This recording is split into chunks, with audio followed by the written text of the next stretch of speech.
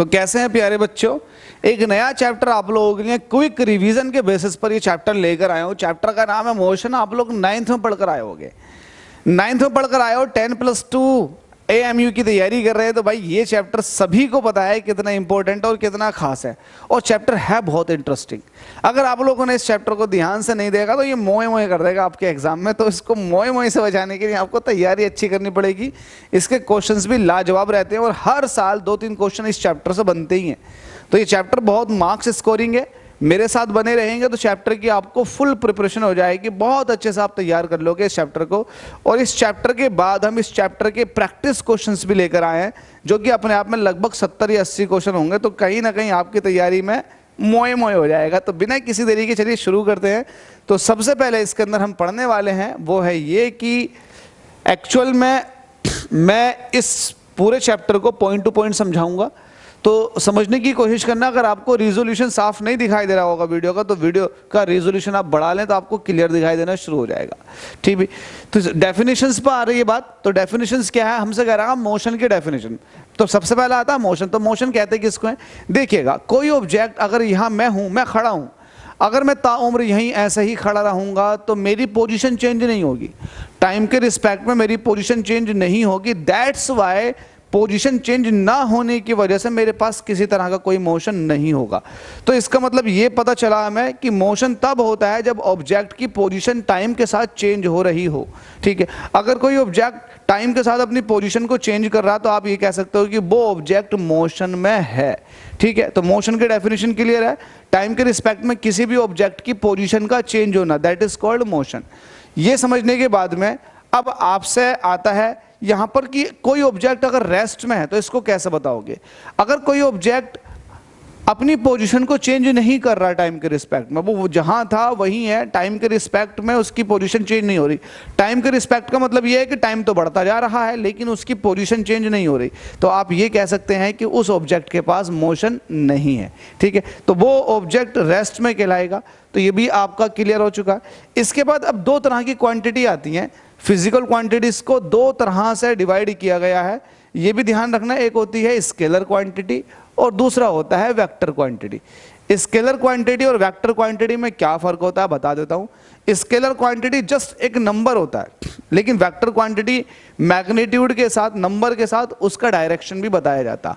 मतलब एक ऐसी क्वांटिटी जिसका मैग्नीट्यूड भी हो, मैग्नीट्यूड के साथ साथ डायरेक्शन भी हो, और वो ट्रायंगल लॉ वेक्टर को फॉलो करे। तो ये तीनों प्रॉपर्टी होनी चाहिए किसी भी फिजिकल क्वांटिटी के पास अगर उसको वेक्टर होना है। तो वेक्टर क्वांटिटीज वही होती हैं जो ट्रायंगल लॉ वेक्टर को फॉलो करती हैं, डायरेक्शन भी होती है उनके पास, साथ में मैग्नीट्यूड भी होता है। लेकिन अगर वही क्वांटिटी की बात करें जिनका अपना खुद का मैग्नीट्यूड तो है लेकिन उनका डायरेक्शन नहीं है, तो वो क्वांटिटी सारी स्केलर क्वांटिटी कहलाती हैं। जैसे कि अगर मैं बात करूं स्पीड, स्पीड क्या होता है, डिस्टेंस अपॉन टाइम। अब डिस्टेंस जो होता है ये अपने आप में एक, इसका डायरेक्शन नहीं है, आप कहीं भी चल दो वो डिस्टेंस कहलाएगी। डिस्टेंस क्या होता है, एक्चुअल पाथ, जिस पर आप चल के जा रहे हो वो एक्चुअल पाथ होता है डिस्टेंस। तो डिस्टेंस का कोई डायरेक्शन नहीं होता, जिसकी वजह से स्पीड का भी कोई डायरेक्शन निकल के नहीं आता, तो स्पीड बन जाती है स्केलर क्वांटिटी। लेकिन अगर वही वेलोसिटी की बात करोगे तो वेलोसिटी का डायरेक्शन होता है कि 5 मीटर पर सेकंड की वेलोसिटी है ईस्ट की तरफ को, 5 मीटर पर सेकंड की वेलोसिटी है वेस्ट की तरफ को। तो वो क्वांटिटीज जिनको आप डायरेक्शन के साथ बोलते हो वो कहलाती हैं वेक्टर क्वांटिटी। अब टेम्परेचर है, आपने गर्म करना शुरू कर दिया किसी ऑब्जेक्ट को या किसी बॉडी को, या खुद भी गर्म होने शुरू हो गए, तो जो गर्माहट है उसका अपना कोई डायरेक्शन थोड़ी ना होगा कि भाई लो 4 डिग्री सेंटीग्रेड तापमान इसका ईस्ट की तरफ को बढ़ गया, 5 डिग्री सेंटीग्रेड तापमान इसका वेस्ट की तरफ को बढ़ गया, ऐसा कुछ नहीं होता।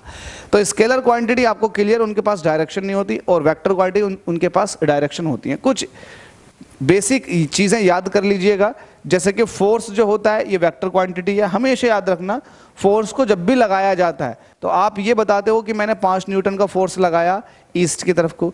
जब भी आप किसी रेस्टोरेंट वगैरह में जाएंगे तो जब दरवाज़ा खोलते हैं दरवाजे पर लिखा हुआ होता है पुश और पुल, तो ये डायरेक्शन है, पुश करना आपको या पुल करना। फोर्स लगानी है किस तरफ को लगानी है, तो डायरेक्शन के साथ लगानी है। तो डायरेक्शन होती है फोर्स के अंदर, इसलिए फोर्स जो है ये अपने आप में वेक्टर क्वांटिटी।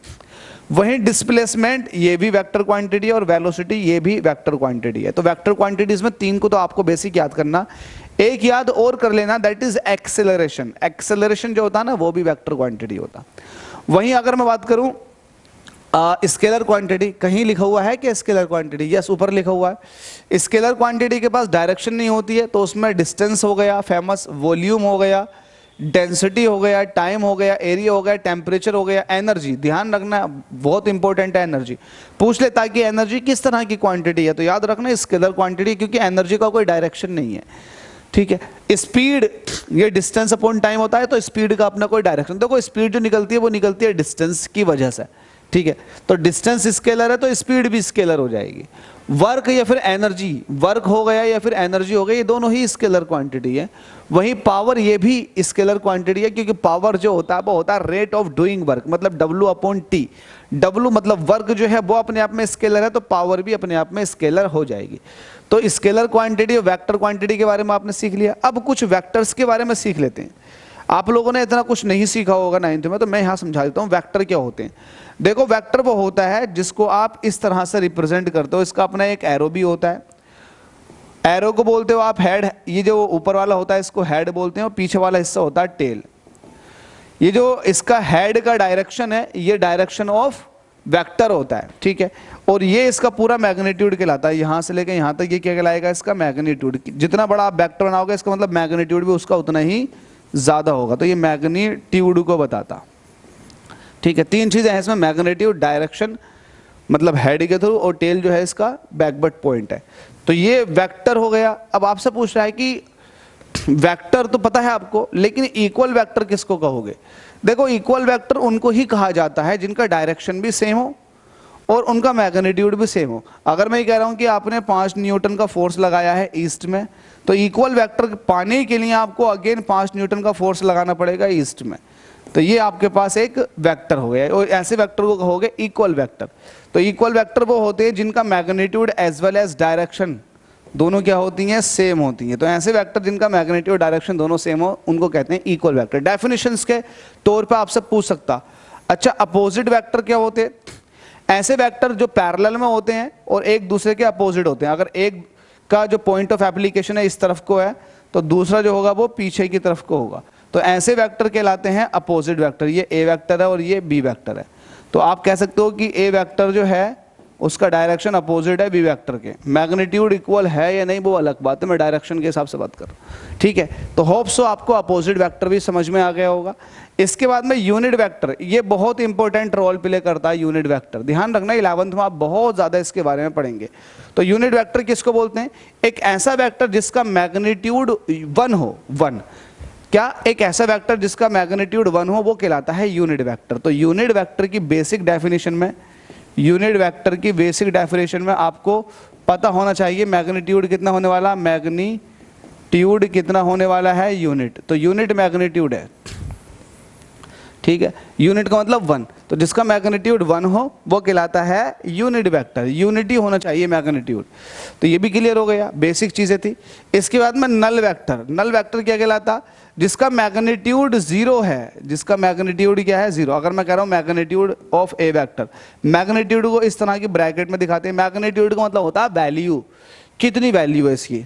तो अगर वैल्यू 0 है तो आप कह सकते हो कि ऐसा वेक्टर क्या कहलाएगा, नल वेक्टर। तो होप सो ये भी आपको समझ में आ गया होगा।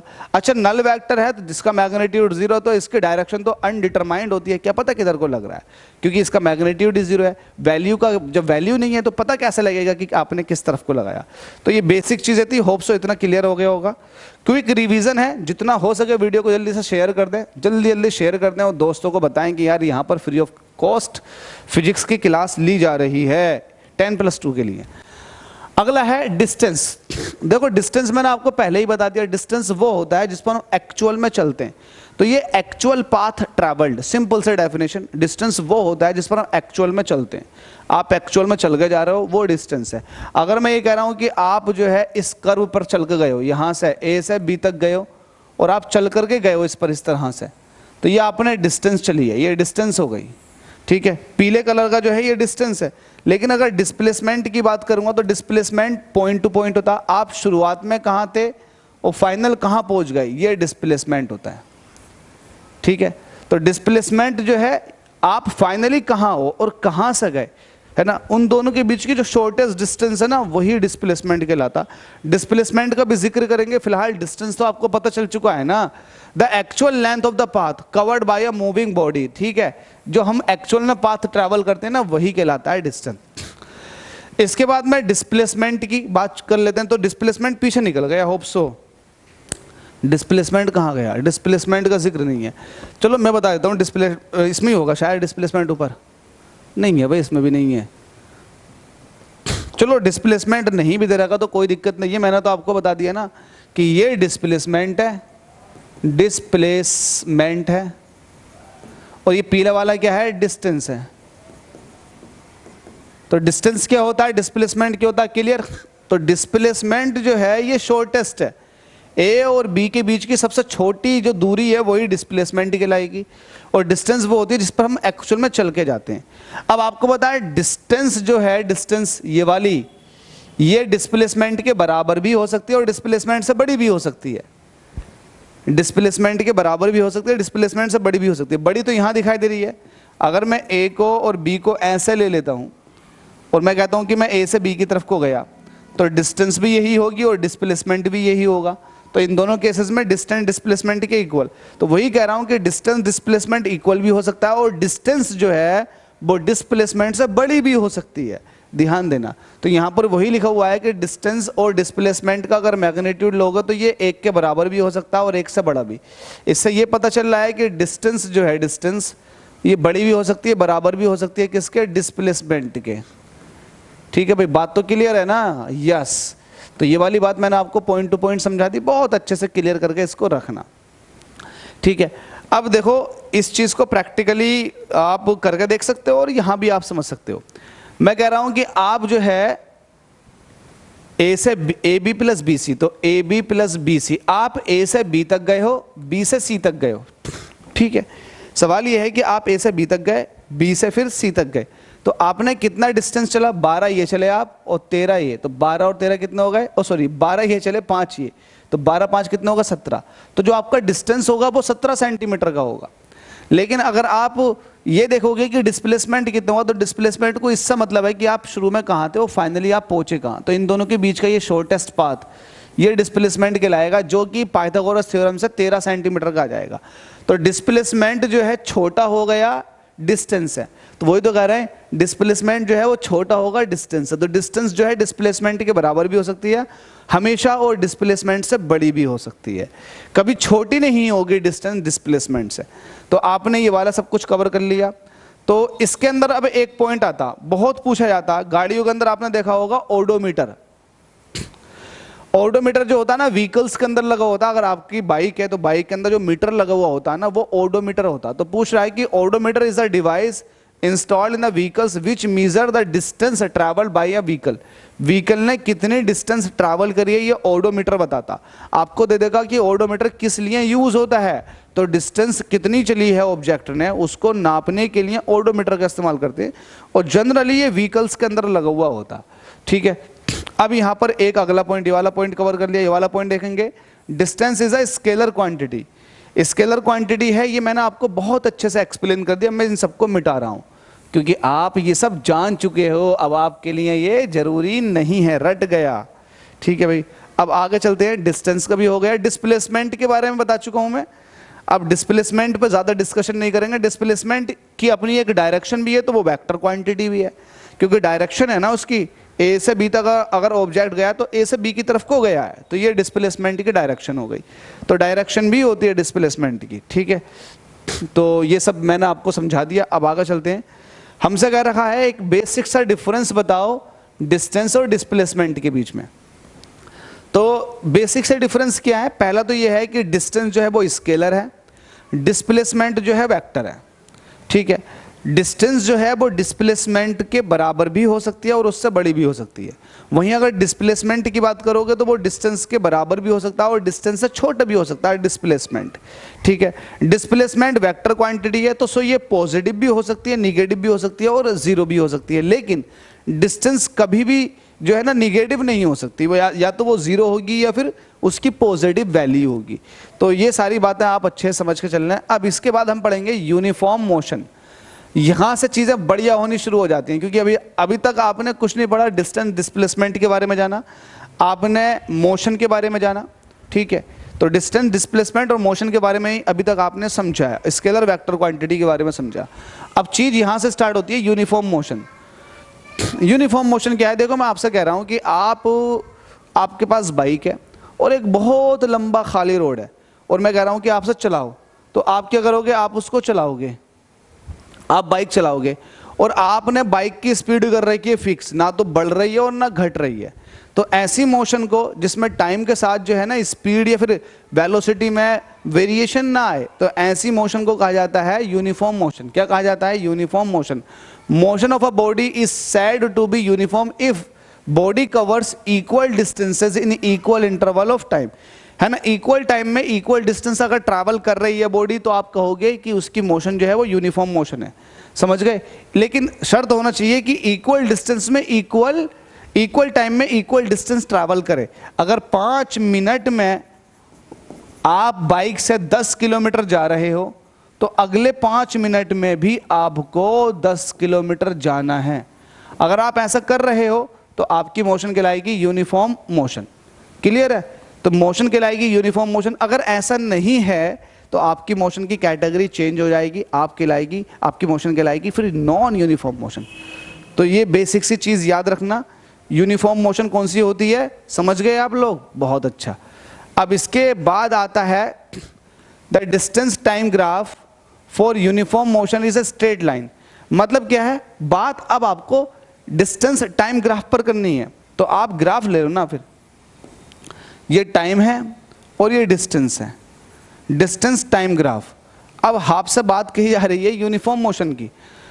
अब यूनिफॉर्म मोशन वो होती है जो इक्वल इंटरवल ऑफ टाइम में इक्वल डिस्टेंस ट्रैवल करती है।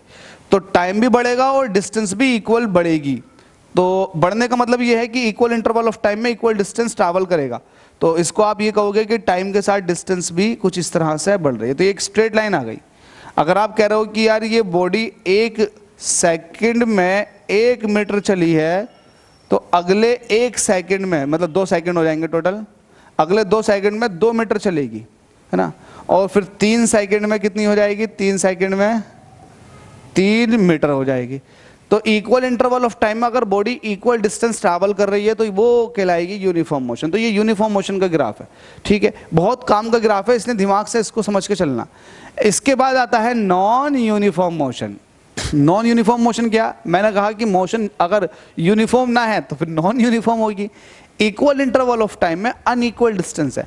शुरुआत के 5 मिनट में आपने 10 किलोमीटर तो ट्रैवल कर ली, लेकिन आगे ट्रैफिक मिल गया, तो आगे ट्रैफिक मिलने की वजह से अगले 5 मिनट में आपने 2 किलोमीटर चली है।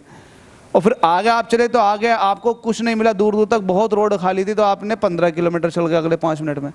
तो आपकी इक्वल इंटरवल ऑफ टाइम में डिस्टेंस जो हो गई वो अनइक्वल हो गई। तो ऐसी मोशन कहलाएगी आपकी नॉन यूनिफॉर्म मोशन। समझ गए आप लोग? तो ये नॉन यूनिफॉर्म मोशन की बात आ गई। तो नॉन यूनिफॉर्म मोशन आपको क्लियर हो चुका है। The distance time graph for non uniform motion is a curve line. मतलब क्या है? अगर आप डिस्टेंस टाइम ग्राफ की बात करोगे, स्ट्रेट है तो ये यूनिफॉर्म। स्ट्रेट के अलावा कैसे भी ग्राफ बना दो, आप ऐसे भी ग्राफ बना सकते हैं, आप डिस्टेंस टाइम ग्राफ को ऐसा भी बना सकते हैं, बस स्ट्रेट लाइन ना हो। अगर स्ट्रेट लाइन है तो यूनिफॉर्म, अदरवाइज ऐसे और ऐसे केसेस में, दोनों ही केसेस में जो हो गई मोशन वो नॉन यूनिफॉर्म होगी। इक्वल इंटरवल ऑफ टाइम में अनइक्वल डिस्टेंस से ट्रैवल कर रहा, आप देख सकते हैं क्लियरली यहाँ पर इक्वल इंटरवल ऑफ टाइम में देखो अनइक्वल डिस्टेंस से ट्रैवल किए। अगर ऐसा है तो मोशन नॉन यूनिफॉर्म है। तो उम्मीद करता हूँ ये सब समझ में आ गया होगा, ठीक है। अब एक चीज और, अगर कोई body under the gravity free fall कर रही है, जैसे कि ये मैंने छोड़ दी, फ्री फॉल कर रही है, तो फ्री फॉल के केस में क्या होता है ना, फ्री फॉल जब ऑब्जेक्ट कर रहा होता तो उस पर ग्रेविटेशनल एक्सीलरेशन लगता, और एक्सीलरेशन का काम होता है स्पीड को बढ़ाना। तो जब ये बॉडी ऊपर से नीचे को गिरेगी फ्री फॉल की कंडीशन में, तो जो इसका स्पीड होगा वो टाइम के साथ बढ़ता रहेगा। और जब टाइम के साथ स्पीड बढ़ती है ना, तो आपको पता है इक्वल इंटरवल ऑफ टाइम में अनइक्वल डिस्टेंस से ट्रैवल करता, बहुत तेजी से ऑब्जेक्ट भागने की कोशिश करेगा, तो ग्राफ कुछ इस तरह का बनना शुरू हो जाएगा। तो वो एक नॉन यूनिफॉर्म मोशन कहलाती है ना, motion under the gravity, free fall जो होता है। तो ये एक नॉन यूनिफॉर्म मोशन का एग्जाम्पल हो गया। इसके बाद में आता non uniform motion is also called accelerated motion. Non uniform motion जो है उसको आप एक्सिलरेटेड मोशन भी कहते हो, लेकिन एक्सिलरेटेड मोशन एक स्पेशल केस में कही जाएगी जब टाइम के साथ स्पीड बहुत तेजी से बढ़ रही है। अगर टाइम के साथ स्पीड बहुत तेजी से घट रही है तो ऐसी मोशन को आप डी एक्सिलरेटेड मोशन कहोगे। तो एक्सिलरेटेड और डी एक्सिलरेटेड मोशन आपकी स्पीड पर डिपेंडेंसी है। स्पीड अगर बढ़ रही है टाइम के रिस्पेक्ट में तो एक्सिलरेटेड, और घट रही है तो डी एक्सिलरेटेड।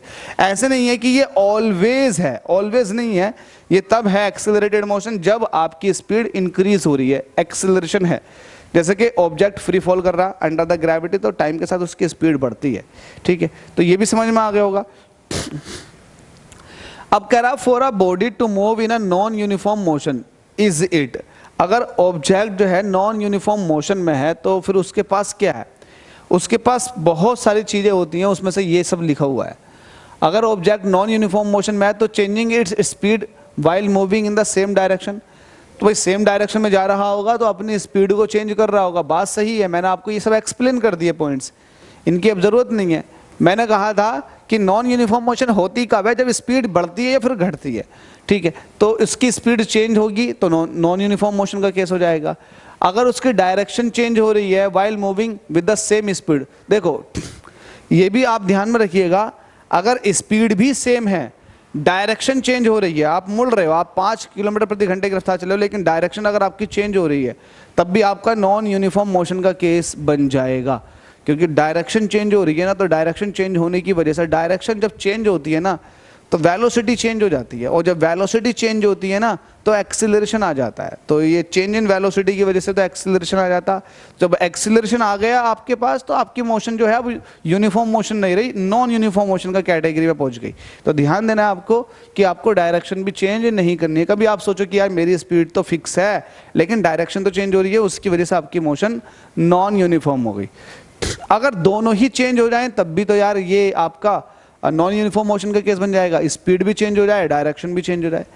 तो ये सारी बातें आपको मैंने पहले ही क्लियर करवा दी। अब आती है बात स्पीड पर। बहुत अच्छा टॉपिक है स्पीड, और इंटरेस्टिंग भी है।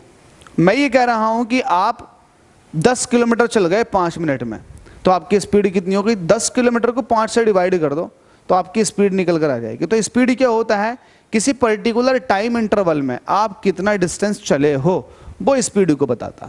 तो यहाँ यही है, the speed of the body gives the idea of the moving body that is move slow और फास्ट।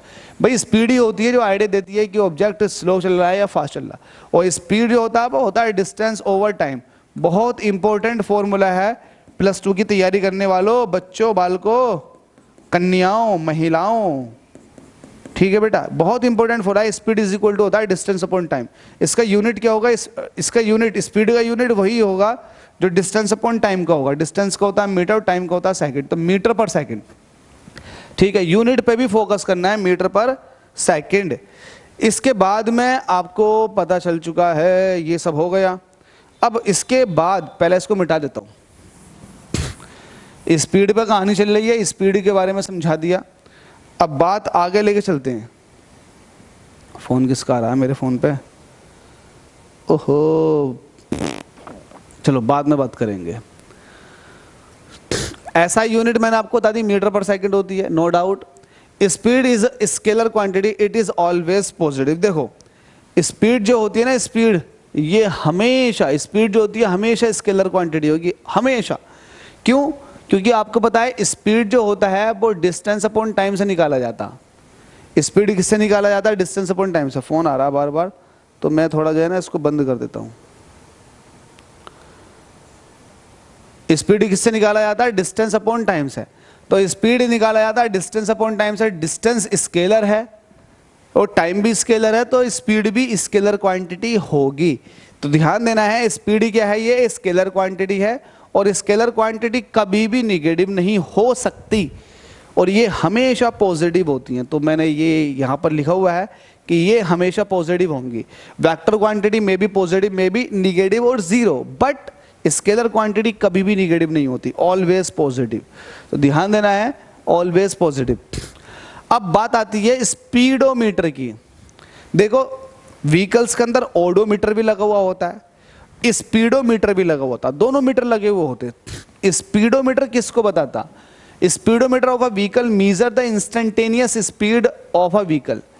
स्पीडोमीटर जो होता है ना वो इंस्टेंटेनियस स्पीड को बताता है, जबकि ओडोमीटर जो बताता है वो डिस्टेंस को बताता है। ध्यान देना है, स्पीडोमीटर इंस्टेंटेनियस का मतलब यह है किसी पर्टिकुलर इंस्टेंट पर जहां आप हो वहां पर स्पीड उसकी कितनी है, क्योंकि अलग अलग जगहों पर स्पीड अलग अलग होती है, तो वो इंस्टेंटेनियस स्पीड को बताएगा। इंस्टेंटेनियस मींस उस पर्टिकुलर टाइम पर जिस पर आप चेक कर रहे हो, नजर पड़ रही है आपकी मीटर पर, तो जिस वक्त नजर पड़ रही है वो इंस्टेंटेनियस स्पीड हो गई।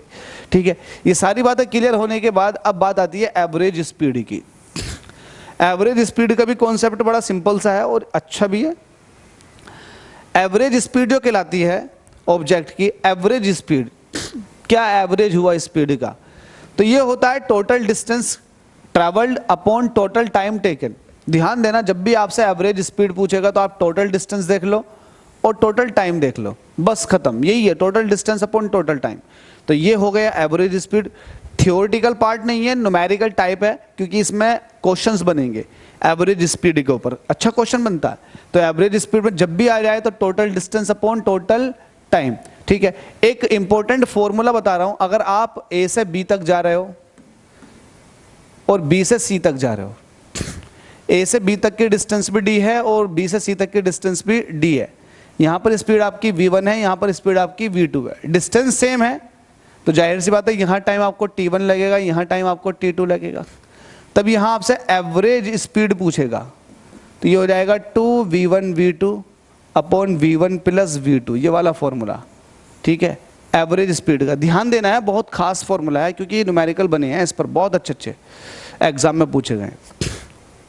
ये सब हो गया, चलो अब इसको मिटा देते हैं। जो चीज़ समझते जा रहे हो उसको हटाते चले जाओ, फायदा नहीं है बोर्ड को घिरने का।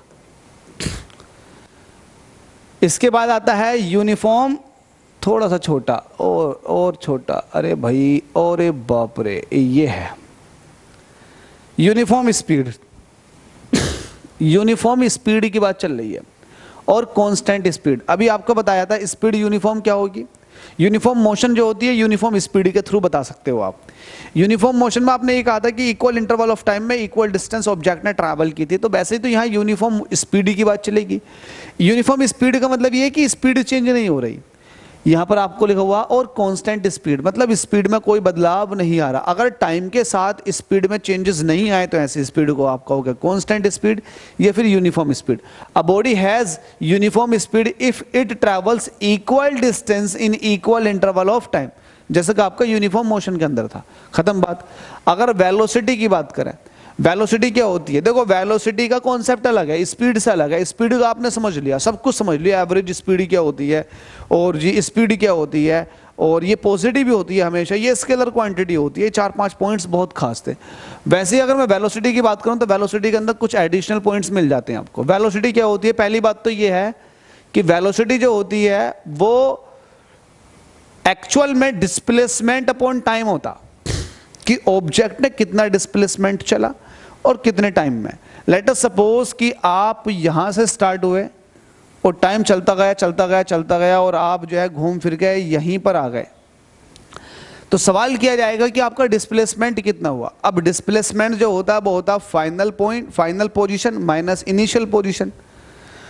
अब फाइनल पोजीशन भी आपकी यही है जो शुरुआती पोजीशन थी, तो पोजीशन के बीच में गैप नहीं आया। जब गैप नहीं आया तो किसी तरह कोई डिस्प्लेसमेंट नहीं आएगा, क्योंकि डिस्प्लेसमेंट तो तब आता है जब पोजीशन के बीच में गैप हो, तो वो गैप जो होता है वही तो कहलाता है डिस्प्लेसमेंट। जहां आप थे वहीं आके खड़े हो गए तो कोई डिस्प्लेसमेंट नहीं। जब डिस्प्लेसमेंट जीरो हो चुका है तो यहां से आप कह सकते हो कि वेलोसिटी कितनी हो जाएगी, जीरो। तो वेलोसिटी जो निकाली जाती है वो निकाली जाती है डिस्प्लेसमेंट से। बात तो क्लियर है ना। तो वेलोसिटी किससे निकाली जाती है, डिस्प्लेसमेंट अपॉन टाइम। ठीक है, तो डिस्प्लेसमेंट आपको बता चुका हूं, ये अपने आप में वेक्टर है, दैट्स वाई वेलोसिटी भी वेक्टर क्वांटिटी में आ गई। तो ध्यान देना, वेलोसिटी वेक्टर क्वांटिटी होती है। डिस्प्लेसमेंट कायमन आप तो है तो शॉर्टेज डिस्टेंस है तो मीटर में, और टाइम सेकंड में, तो मीटर पर सेकंड हो गई। ध्यान देना, मीटर पर सेकंड इसका यूनिट हो गया। तो ऐसा यूनिट क्या है, मीटर पर सेकंड। वही बात लिखी हुई है, द ऐसा unit of the velocity is metre per second. तो ऐसा यूनिट मीटर पर सेकंड। तू तो हट जा चतरा, हट नहीं रहा। ठीक है भाई, velocity is a vector quantity, ये वेक्टर क्वांटिटी है, तो ये पॉजिटिव भी हो सकती है, नेगेटिव भी हो सकती है और जीरो भी हो सकती है। जीरो का केस बिल्कुल अभी मैंने आपको बताया है, जीरो का केस था। पॉजिटिव का केस कब बनेगा? जब आप ऐसा गए हो, घूम फिर के यहाँ पहुँच गए, तो यहाँ के रिस्पेक्ट में आप यहाँ पहुँचे हो, तो ये डिस्प्लेसमेंट होगा ए से बी तक। तो यहाँ पर डिस्प्लेसमेंट ना, गुस्सा आता है ना जब वीडियो चलते चलते चलते चलते अचानक से रुक जाती है। तो कहाँ चल रहे थे हम? तो आपको मैं ये बता रहा था कि जो डिस्टेंस होती है मतलब वो हमेशा पॉजिटिव होती है। कहाँ थे हम? वेलोसिटी के बारे में हो गया।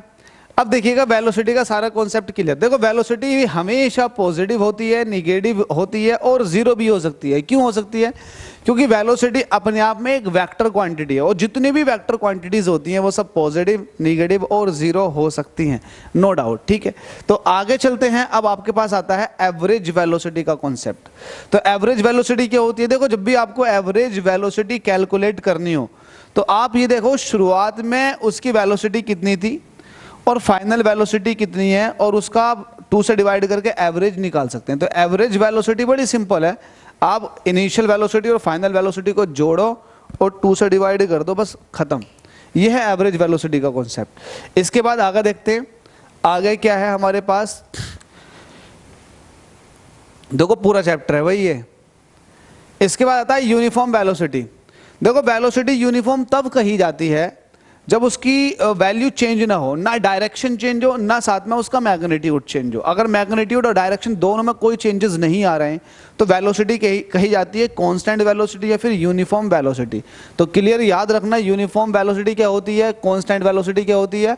अ body has a uniform velocity if it travels in a specified direction या फिर in a straight line and moves over equal distances in equal interval of time. बात वही है जो मैंने आपको एक्सप्लेन की है। ठीक है, खत्म। अब देखो वेलोसिटी किसी भी बॉडी की कैसे कैसे आप चेंज कर सकते हो। सीधी सी बात है, अगर आपको वेलोसिटी चेंज करनी है तो उसकी स्पीड को चेंज कर दो, वेलोसिटी चेंज हो जाएगी। डायरेक्शन चेंज कर दो, वेलोसिटी चेंज हो जाएगी। तो ये मेन दो हैं जिसकी वजह से आप किसी भी ऑब्जेक्ट की वेलोसिटी को चेंज कर सकते हो, क्योंकि वेलोसिटी के लिए मैग्नीट्यूड के साथ डायरेक्शन होना जरूरी है। अब भाई इसके बाद इंपॉर्टेंट, देखो मैं बाकी को सबको मिटा देता हूं और अब पढ़ते हैं एक नई चीज के बारे में, दैट इज एक्सेलरेशन। ओहो, बहुत सारे बच्चे ऐसे हैं जिनको एक्सेलरेशन में का एक्चुअल में मतलब ही नहीं पता होता है। अगर आपने एक्सेलरेशन का एक्चुअल मीनिंग समझ लिया ना तो बहुत सारी चीजें आपकी वैसे उड़ जाएंगी। देखो एक्सेलरेशन कहते किसको है, मैं इसके बारे में डिटेल बताता हूं। एक्सेलरेशन किसी भी बॉडी का, देखो फोन आ रहा है, एक्सेलरेशन किसी भी बॉडी का होता है क्या, बता देता हूं। एक्चुअल में एक्सेलरेशन क्या होता है, ये वो होता है जो वेलोसिटी में चेंजेस को बताता है। अगर आपकी वेलोसिटी 5 मीटर पर सेकंड से चल रही है और अचानक से 7 मीटर पर सेकंड हो जाए तो वेलोसिटी में जो चेंज आया है ये ही एक्सेलरेशन कहलाता है। देखो आपने नॉर्मली जाना होगा, जो ड्राइवर्स होते हैं जो गाड़ी चलाते हैं या बाइक भी चलाओगे आप, तो आप कहते हैं ना कि एक्सेलरेटर दबा दे। तो जो रेस वाला होता है, रेस जो होती है वो एक्सेलरेटर होता है। जब आप एक्सेलरेट करते हो तो चीज आगे को बहुत तेजी से भागती है, गाड़ी आगे को तेजी से भागती है। तो गाड़ी आगे को भागी तेजी से इसीलिए रही है क्योंकि आप उसको एक्सेलरेट कर रहे हो। तो एक्सेलरेट का मतलब यही हो गया कि वेलोसिटी में कितना चेंजेस आ रहा है। अगर वेलोसिटी में चेंजेस आ रहे हैं मतलब वेलोसिटी इंक्रीज हो रही है तो पॉजिटिव एक्सेलरेशन, और वेलोसिटी घट रही है तो निगेटिव एक्सेलरेशन। तो होप सो ये दोनों बात आपको क्लियर पता होंगी। ठीक है, तो एक्सेलरेशन की तरफ को जाइएगा। एक्सेलरेशन क्या होता है बॉडी का, वो rate of change of velocity होता है। ध्यान देना, एक्सेलरेशन को आप इस तरह से लिख सकते हो, change in velocity upon time taken. Velocity में कितना चेंज आ रहा है और कितने टाइम में आ रहा है। मैं ये कह रहा हूं कि आपकी वेलोसिटी 10 मीटर पर सेकंड थी और अचानक से 30 मीटर पर सेकंड हो गया, तो चेंज कितने का आया, 20 का आ गया ना। तो ये 20 जो है ना, यही एक्सेलरेशन कहलाएगा। ध्यान देना, बहुत खास चीज है एक्सेलरेशन। अगर आपने बारीकी से समझ लिया तो काम हो गया। एक फॉर्मूला होता है एक्सेलरेशन निकालने के लिए, final velocity, change in velocity को आप ऐसे कहते हो v minus you upon T. v क्या होता है फाइनल वेलोसिटी, u क्या है इनिशियल वेलोसिटी। ध्यान देना, फाइनल वेलोसिटी में से इनिशियल वेलोसिटी माइनस करोगे तभी तो पता लगेगा कि वेलोसिटी में चेंज कितने का आ गया, और नीचे आ गया टाइम वाला टर्म। तो v minus you upon T ये होता है change in velocity upon time, that is called acceleration. अच्छा, वेलोसिटी जो आएगी वो आएगी मीटर पर सेकेंड में, और टाइम जो आएगा ये भी सेकेंड में आएगा। तो यहाँ से यूनिट बन जाता है मीटर पर सेकेंड स्क्वायर। ध्यान देना एक्सेलरेशन का यूनिट क्या होता है, मीटर पर सेकेंड स्क्वायर। क्लियर है, एक्सेलरेशन होता है मीटर पर सेकंड स्क्वायर में। सब चीजें पता है, ए एक्सेलरेशन को बताता है, यू इनिशियल वेलोसिटी को बताता है और वी फाइनल वेलोसिटी को। आप लोग पढ़कर आए होंगे, ये तो हर किसी को पढ़ाया जाता है, बहुत अच्छे से पढ़ाया जाता है स्कूल के अंदर। ठीक है, ऐसा यूनिट का जिक्र मैं कर चुका हूं, मीटर पर सेकंड स्क्वायर होता है। और एक्सेलरेशन जो होती है ना, वो वेक्टर क्वांटिटी है, क्योंकि वो वेलोसिटी से निकल रही है। किससे निकल रही है, वेलोसिटी से निकल रही है। और वेलोसिटी का जो चेंज इन वेलोसिटी, आप ये कहो चेंज इन वेलोसिटी का जो डायरेक्शन होता है ना, वही एक्सेलरेशन का डायरेक्शन होता है। अगर वेलोसिटी बढ़ रही है तो इट मींस एक्सेलरेशन भी वेलोसिटी के डायरेक्शन, और वेलोसिटी घट रही है तो एक्सेलरेशन भी वेलोसिटी के घटने के डायरेक्शन में। तो ये सारी बातें आपको क्लियर कट पता होनी चाहिए। मिटा डालो, मिटा डालो, मिटा डाला, मिटा डाला, मिटा डाला। इसमें ना मिटा को हटा दो, डाला डाला रख दो। डाला क्या डाला, मिटा डाला। चलो भाई, ऐसा यूनिट के बारे में पता लग गया। देखो अब यहां कुछ पॉइंट्स हैं। पॉइंट्स में ये आता है, when a body is moving with a uniform velocity it's acceleration will be zero. Important चीज, बहुत खास, किसी भी बॉडी का एक्सेलरेशन जीरो कब हो सकता है, जब बॉडी के पास वेलोसिटी में चेंज नहीं आए। कॉमन सेंस की बात, वेलोसिटी में चेंज आ रहे हैं तभी एक्सेलरेशन आ रहा है। अब वेलोसिटी में चेंज नहीं आएंगे तो एक्सेलरेशन भी नहीं आएगा।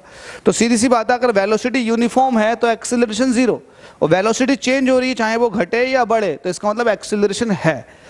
तो बात कर रहा है कि when a body is moving with a uniform velocity, velocity uniform है, इट मींस वेलोसिटी चेंज नहीं हो रही, तो एक्सेलरेशन क्या हो जाएगा, जीरो। ठीक है, if velocity of body increases, अगर वेलोसिटी बढ़ेगी तो एक्सेलरेशन पॉजिटिव। इसका मतलब ये है कि वेलोसिटी बढ़ रही है, या फिर आप ये कहें कि वेलोसिटी को बढ़ाने वाला जो होता है ना, वो पॉजिटिव एक्सेलरेशन होता है। अच्छा, वेलोसिटी को घटाने वाला होता है निगेटिव एक्सेलरेशन, जिसको आप बोलते हो रिटार्डेशन, जिसका दूसरा नाम डिसिलरेशन भी है। If the velocity of the body decreases the acceleration is negative, और उसको बोलते हैं डिसिलरेशन या फिर रिटार्डेशन। ठीक है, ये सारी बातें हो गई। अब देखो, अरे बात वही आ गई, a body is said to be retarded, body retarded कहलाएगी अगर उसकी वेलोसिटी घट रही है तो। सारी बातें क्लियर। अब इसके बाद आता है यूनिफॉर्म एक्सेलरेशन। यूनिफॉर्म एक्सेलरेशन का मतलब क्या है, एक्सेलरेशन की वैल्यू बढ़ नहीं रही, फिक्स है, फिक्स है। अगर एक्सेलरेशन की वैल्यू फिक्स होती है ना, तो बॉडी की जो स्पीड होती है ना, वो बढ़ती चली जाती है। मान लेते हैं कि आपके पास एक्सेलरेशन 5 का है और शुरुआत में वेलोसिटी थी आपकी 1, तो जो एक्सेलरेशन है ना वो हर बार जुड़ेगा। 1 सेकंड के बाद हो जाएगी स्पीड 5, 6, फिर 6 में 5 जोड़ोगे, अगले सेकंड के बाद हो जाएगी 11, क्योंकि आपको पता है एक्सेलरेशन ही होता है जो स्पीड को बढ़ाता है। अब एक्सेलरेशन फिक्स है तो इसका मतलब हर बार एक फिक्स क्वांटिटी वेलोसिटी में ऐड होती चली जाएगी, दैट इज जो भी आपके पास एक्सेलरेशन है वो। तो एक्सेलरेशन अगर आपके पास फिक्स है तो स्पीड बढ़ती चली जाती है। A body has a uniform acceleration if it travels in a straight line and its velocity equally amounts in equal interval of time। मतलब जो चीज छिपी हुई थी, जो चीज थी वो यहाँ छिप गई है ना। वेलोसिटी जो है वो इंक्रीज हो रही है, इक्वल अमाउंट्स है। देखो मैंने तो यहाँ नॉर्मली आपको स्पीड के हिसाब से बता दिया, आपको बता दिया कि क्या क्या होने वाला है। तो वो वाली बात यहाँ भी थी कि अगर एक्सेलरेशन यूनिफॉर्म है तो इसका मतलब जो वेलोसिटी है वो लगातार इंक्रीज होगी। वेलोसिटी क्या होगी, इंक्रीज होगी, क्योंकि एक्सेलरेशन है, और जब जब एक्सेलरेशन होता है तो वेलोसिटी बढ़ती चली जाती है। ठीक है, तो ये वाली बात ध्यान रखना। इसके बाद आता अ body has a uniform acceleration if its velocity changes at a uniform rate. Uniform, a body has a uniform acceleration, body के पास अगर यूनिफॉर्म एक्सेलरेशन है तो वेलोसिटी जो है वो यूनिफॉर्म रेट से बढ़ेगी। चेंज का मतलब ये है कि बढ़ेगी। तो ये सारी बातें मैंने आपको क्लियर कट करवा दी। इसके बाद आगे कुछ चीजें पढ़ते हैं, इसको हटाओ। देखो भाई, The motion of a freely falling body is an example of uniformly accelerated motion। मतलब क्या है, अगर आपने किसी ऑब्जेक्ट को फ्री फॉल किया तो आपको पता है उसके पास एक्सेलरेशन होता है, जिसको आप ग्रेविटेशनल एक्सेलरेशन कहते हो, जिसकी value 9.81 metre per second square होती है। तो एक्सेलरेशन बॉडी के पास हर वक्त होता है, तो इट मीन्स वो एक्सेलरेशन वेलोसिटी को बढ़ाता चला जाता है। तो इसका मतलब ऐसी मोशन कहलाएगी यूनिफॉर्मली एक्सेलरेटेड मोशन, क्योंकि एक्सेलरेशन है। ठीक है, अब आगे देखो, the motion of a bicycle going down the slope of a road when the rider is not pedalling and wind resistance is negligible is an example of uniformly accelerated motion.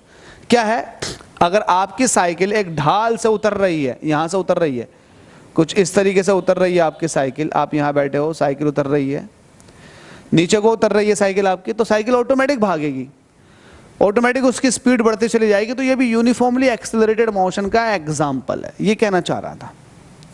ठीक है, इसके बाद में आता है velocity time graph for a body having a uniform acceleration is a curved line. मैं आपको velocity time graph बना के दिखा देता हूं। ये वेलोसिटी है, ये टाइम है। वेलोसिटी टाइम ग्राफ किसके लिए? The velocity time graph for a body having non uniform acceleration. अगर एक्सेलरेशन यूनिफॉर्म है तो वेलोसिटी बढ़ती चली जाती है, तो उसका एग्जांपल ये हुआ यूनिफॉर्म एक्सेलरेशन का। अगर आपके पास एक्सेलरेशन यूनिफॉर्म नहीं है तो या तो ग्राफ इस तरह से बनेगा या फिर ग्राफ इस तरह से बनेगा। अगर इस तरह से बन रहा है तो यूनिफॉर्मली एक्सेलरेटेड मोशन हो रही है, और अगर ग्राफ इस तरह से बन रहा है तो यूनिफॉर्मली, इस तरह से मत दिखाओ, अगर इस तरह से बन रहा है तो यूनिफॉर्मली डिसेलरेटेड मोशन हो रही है, जिसको आप रिटार्डेड मोशन कह रहे हो। ठीक है, तो इस तरह के ग्राफ। तो कहने की बात ये है, नॉन यूनिफॉर्म मोशन में जो वेलोसिटी टाइम ग्राफ होता है ना, वो कर्व पाथ बनाता। ध्यान देना, non uniformly accelerated, non uniform motion, non uniform motion कौन सी? वेलोसिटी टाइम ग्राफ के लिए नॉन यूनिफॉर्म मोशन की बात कर रहा। और यहां पूरा नाम की अगर बात करोगे, non uniform acceleration, non uniform acceleration, हालांकि यही नाम होता है, नॉन यूनिफॉर्म एक्सेलरेटेड मोशन, पूरा नाम तो यही है। ठीक है, समझ लिया आपने। रिटार्डेशन क्या होता है? निगेटिव एक्सेलरेशन को आप बोलते हो रिटार्डेशन। मैं पहले ही बता चुका हूं, निगेटिव एक्सेलरेशन, इसका नाम एक और है डिसेलरेशन। ठीक है, जब आपके पास निगेटिव एक्सेलरेशन होता है तो वेलोसिटी लगातार घटती चली जाती है। एग्जांपल, लेट अस सपोज कि आपको ब्रेक लगाना है। जब आप ब्रेक लगाते हो तो एक तरह का निगेटिव एक्सेलरेशन लगाते हो जो मोशन के अपोजिट डायरेक्शन में लगता है, वो स्पीड को लगातार घटाता है। इन लास्ट बॉडी रुक जाती है, रेस्ट में आ जाती है। ठीक है, तो ये सारी बातें क्लियर हो गई, बहुत अच्छे से, शाबाश। अब आपके पास आता है equation of uniformly accelerated motion. अगर यूनिफॉर्मली एक्सेलरेटेड मोशन है, इट मींस अगर एक्सेलरेशन है, और ध्यान देना यूनिफॉर्म एक्सेलरेशन है तो इक्वेशन ऑफ मोशन वैलिड होती है, जो कि न्यूटन्स ने दी है। पहली इक्वेशन ऑफ मोशन कहलाती है v बराबर u प्लस ए टी, दूसरी इक्वेशन कहलाती है s बराबर U T plus half A T square. इसको डिस्टेंस टाइम इक्वेशन कहते हैं, इसको वेलोसिटी टाइम इक्वेशन कहते हैं, इसको आप कहते हैं डिस्टेंस वेलोसिटी इक्वेशन या फिर वेलोसिटी डिस्टेंस इक्वेशन। ठीक है, थर्ड इक्वेशन हो गई v square is equal to u square plus के 2as। वहीं पर अगर आप एवरेज वेलोसिटी की बात करते हो तो मैंने आपको बताया था इनिशियल वेलोसिटी और फाइनल वेलोसिटी को लो, उसका हाफ कर दो, ये एवरेज वेलोसिटी हो गई। तो ये सारी बात आ गई। इंपॉर्टेंट ये है, ये आप 11th में जाकर सीखोगे। हमसे कह रहा है distance covered in nth second. nth second का मतलब ये होता है कि लेट अस सपोज कि आप 4 सेकंड तक चले, आपने कुछ डिस्टेंस ट्रैवल की, फिर आप 5 सेकंड तक चले, शुरू से 5 सेकंड तक चले, तो आपने 5 सेकंड तक कुछ डिस्टेंस आई, शुरू से चले 4 सेकंड तक, तो ये 4 से जो 5वें सेकंड में आप डिस्टेंस चले हो तो इसको बोलते हैं nth सेकंड में चली गई डिस्टेंस। तो उसका एक फॉर्मूला है जिसको आप s nth कहते हो, जो होता है u प्लस के हाफ a 2n माइनस का 1। ये n जो है ये nth सेकंड की बात चल रही है। होप सो सब क्लियर है। इसके बाद आता है if a body starts from rest. अगर बॉडी रेस्ट से स्टार्ट हो रही है तो उसकी इनिशियल वेलोसिटी जो कही जाती है वो 0 कही जाती है। ध्यान देना, बहुत काम में आती है चीज। अगर बॉडी इनिशियली है ना, इनिशियली एट रेस्ट से स्टार्ट हो रही है तो रेस्ट का मतलब ये है शुरुआत में उसकी वेलोसिटी 0 थी। ध्यान देना। और अगर बॉडी जो है फाइनली रुक जाती है, चलते हुए अगर बॉडी रुक रही है, कोई भी बॉडी है, किसी का भी एग्जांपल है, चलते हुए रुक गई तो फाइनल वेलोसिटी उसकी 0 हो जाती है। ठीक है, तो आगे देख लेते हैं। If a body moves with a uniform velocity, ये वाली बात मैं समझा चुका हूं, फिर से आगे तो फिर से समझा देता हूं। अगर कोई ऑब्जेक्ट लगातार एक यूनिफॉर्म वेलोसिटी से आगे को जा रहा है, वेलोसिटी में चेंज नहीं आ रहा, तो वेलोसिटी में चेंज ना आने की वजह से उसके पास एक्सेलरेशन 0 होगा। तो एक्सेलरेशन 0 कब होता है? जब वेलोसिटी यूनिफॉर्म हो। तो ये सारी बातें क्लियर हो गई होंगी, होप सो। अब आपके पास ये लास्ट बचता है, लास्ट पेज है, इसको समझ लो और बस खत्म भाई, हो गया पार सारा का सारा। आपने एक्सेलरेशन के बारे में समझ लिया, आपने वेलोसिटी के बारे में समझ लिया, आपने स्पीड के बारे में समझ लिया, आपने डिस्टेंस के बारे में समझ लिया, आपने डिस्प्लेसमेंट के बारे में समझ लिया, आपने एवरेज वेलोसिटी के बारे में समझ लिया, आपने एवरेज स्पीड के बारे में समझ लिया, आपने स्केलर वेक्टर क्वांटिटी के बारे में समझ लिया, आपने मोशन के बारे में समझ लिया। आपने इस चैप्टर में ऑलमोस्ट सभी कुछ समझ लिया, लेकिन एक चीज रह गई, वो है यूनिफॉर्म सर्कुलर मोशन। अब बात आ रही है सर्कुलर मोशन की, ठीक है। बैटरी डाउन हो रही है यार मेरे कैमरे की। सर्कुलर मोशन, देखो अगर ऑब्जेक्ट को आपने पकड़ा, किसी भी ऑब्जेक्ट को पकड़ कर आपने उसको घुमा दिया, आपने लंगड़ बना ली और उसको घुमाना शुरू कर दिया, इस तरह से बच्चे बनाते हैं, धागा बांध देते हैं, घुमाते हैं। अगर आप इस तरह से घुमा रहे हो, मतलब ऑब्जेक्ट जो है इस तरह से मूव कर रहा है कि उसका ईच एंड एवरी पॉइंट जो है किसी सर्कल पर है, तो ऑब्जेक्ट की मोशन को आप कहते हो सर्कुलर मोशन, ठीक है। यूनिफॉर्म इसलिए कहा जाता है कि लेट अस सपोज कि अगर ये इसकी स्पीड सेम है, क्योंकि आपको पता है इसकी स्पीड जो होती है स्केलर क्वांटिटी होती है, उसको डायरेक्शन से कोई मतलब नहीं है। अगर स्पीड सेम है तो आप ये कह सकते हो कि ऑब्जेक्ट की मोशन कहलाएगी यूनिफॉर्म मोशन, ठीक है। तो यूनिफॉर्म सर्कुलर मोशन क्या होगा, when a body moves in a circle it is called circular motion, ठीक है। तो ये तो आपने समझ लिया। अब यूनिफॉर्म कब कहलाएगी, जब उसकी स्पीड चेंज ना हो। अब इसमें आता है वेलोसिटी चेंज, ठीक है। वेलोसिटी चेंज हो जाती है, तो वेलोसिटी देखो अगर स्पीड भी कांस्टेंट है ना तब भी वेलोसिटी चेंज होगी। क्यों चेंज होगी, क्योंकि आपको पता है जब ऑब्जेक्ट सर्कुलर पाथ पर घूमता है तो ईच एंड एवरी पॉइंट पर अगर आपको वेलोसिटी देखनी है तो उसका डायरेक्शन भी बनाना पड़ता। अगर यहाँ वेलोसिटी देखोगे तो डायरेक्शन ये हुआ, यहाँ वेलोसिटी देखोगे तो डायरेक्शन ये हुआ, तो ईच एंड एवरी पॉइंट पर डायरेक्शन देखनी पड़ती है। तो डायरेक्शन की वजह से पता है वेलोसिटी की वैल्यू चेंज, वेलोसिटी जो है ना चेंज हो रही है, क्योंकि डायरेक्शन चेंज हो रही है। मैग्नीट्यूड भले ही चेंज ना हो, लेकिन अगर डायरेक्शन चेंज हो रही है ना तब भी वेलोसिटी चेंज हो रही है। अगर आपके पास 10 मीटर पर सेकंड है ईस्ट में, 10 मीटर पर सेकंड है नॉर्थ में, तो ये चेंज हो गई, ये अलग है, ये अलग है। मैग्नीट्यूड भले ही आपको सेम दिख रहा होगा लेकिन वैल्यूज दोनों अलग अलग है, एक ईस्ट में है तो एक नॉर्थ में, ठीक है। तो ध्यान देने वाली बात है कि वेलोसिटी जो है ना वो चेंज होती है सर्कुलर मोशन में 100%, क्योंकि object each and every point पर अलग अलग पोजीशन पर होता है, ठीक है। When a body moves in a circular path with uniform speed, speed उसकी कांस्टेंट है तो उसकी मोशन कहलाई जाती है यूनिफॉर्म सर्कुलर मोशन। ये मैंने आपको बहुत अच्छे से पहले ही समझा दिया। अब देखो, the force which is needed to make an object travel in a circular path is called centripetal force. एक नए फोर्स की बात, अगर ऑब्जेक्ट, कोई भी ऑब्जेक्ट सर्कुलर पाथ पर घूम रहा है, जैसे कि मौत के कुएं के अंदर गाड़ियां घूमती हैं, तो ऑब्जेक्ट सर्कुलर पाथ पर घूम रहा है, तो सर्कुलर पाथ पर घूमने के लिए उसको एक फोर्स चाहिए, उस फोर्स का नाम है सेंट्रीपिटल फोर्स, ठीक है। ध्यान रखना सेंट्रीपिटल फोर्स ही है। अब ये कहाँ से मिलता है, कैसे मिलता है, इसकी डिटेल डिस्कशन 11th में है। नॉर्मल रिएक्शन का कंपोनेंट होता है, हॉरिजॉन्टल कंपोनेंट, वो सब कुछ ये दे देता है, तो वो एक अलग बात है। ध्यान देना ये है कि अगर सर्कुलर पाथ पर कोई ऑब्जेक्ट घूम रहा है तो उसके पास एक फोर्स होता है, that is called centripetal force. समझ में आ गई ये वाली बात। अब देखो, artificial satellite moves under the uniform circular motion around the earth. अगर कोई पूछे कि सैटेलाइट कैसा मोशन करती हैं, तो अर्थ के चारों तरफ यूनिफॉर्म सर्कुलर मोशन में मूवमेंट उनका होता है। अब the motion of a satellite around the earth is accelerated. Accelerated क्यों है, क्योंकि एक्सिलरेटेड इसलिए है जब सर्कुलर मोशन पर, सर्कुलर पाथ पर कोई ऑब्जेक्ट मूव करता है तो डायरेक्शन चेंज होने की वजह से वेलोसिटी चेंज होती रहती है, और वेलोसिटी के चेंज होने की वजह से एक एक्सिलरेशन आ जाता है ऑब्जेक्ट के पास, जिसकी वजह से मोशन एक्सिलरेटेड हो जाती है सर्कुलर पाथ की। अब देखिएगा, the moon moves in a uniform circular motion around the earth. चांद जो है अर्थ के चारों तरफ घूम रहा है। ऐसे uniform linear motion is not an accelerated but circular motion is accelerated. बात समझे, बहुत गहराई वाली बात है। हमसे कह रहा है कि यूनिफॉर्म सर्कुलर मोशन जो है एक्सिलरेटेड है, लेकिन लीनियर मोशन एक्सिलरेटेड हो भी सकती है और नहीं भी हो सकती। देखो, मैं इसको बड़ा करके दिखा देता हूं, और बड़ा हो जा। देखो, लीनियर मोशन ये एक्सिलरेटेड हो भी सकती है और एक्सिलरेटेड नहीं भी हो सकती। Uniform motion accelerated, linear motion accelerated ऐसा हो सकती है कि अगर आप चल रहे हो और आपकी स्पीड बढ़नी शुरू हो जाए तो आपकी मोशन फिर एक्सिलरेटेड हो गई, चाहे आप एक स्ट्रेट पाथ पे ही क्यों नहीं जा रहे हो। तो ये तो आपने बढ़ाई, एक्सिलरेशन दिया, दैट्स वाई आपकी मोशन एक्सिलरेटेड पर पहुंच गई।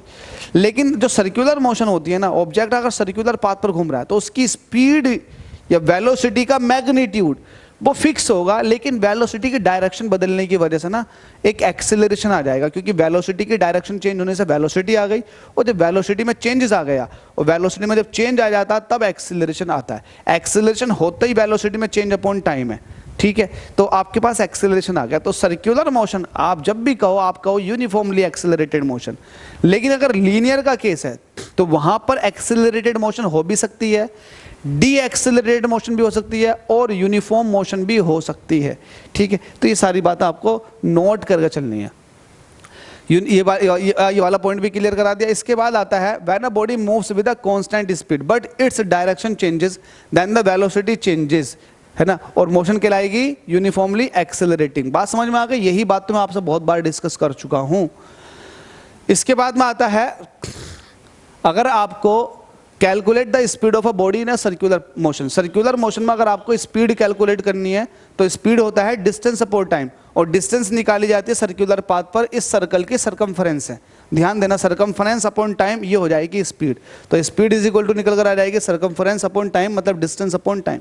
ठीक है, इसके बाद में ये कुछ ग्राफ हैं, इन ग्राफों के बारे में जरूर पढ़ो क्योंकि ये ग्राफ बहुत है इंपॉर्टेंट है और यही आपको दे देते हैं एग्जाम में और पूछता है कि बताओ मोशन कैसी है, तो ग्राफ से पता लगाना है। अगर ये डिस्टेंस है, देखो ग्राफ भी अलग अलग तरीके के होते हैं, डिस्टेंस टाइम ग्राफ होगा या फिर वेलोसिटी टाइम ग्राफ। यहां पर वेलोसिटी टाइम ग्राफ दे ही नहीं रखा बहुत अच्छी बात है, डिस्टेंस टाइम ग्राफ या फिर डिस्प्लेसमेंट टाइम ग्राफ का जिक्र है, लेकिन क्वेश्चन जब मैं कराऊंगा वहां पर वेलोसिटी टाइम ग्राफ आएगा तो उसके बारे में डिटेल बताऊंगा, टेंशन फ्री रहिएगा।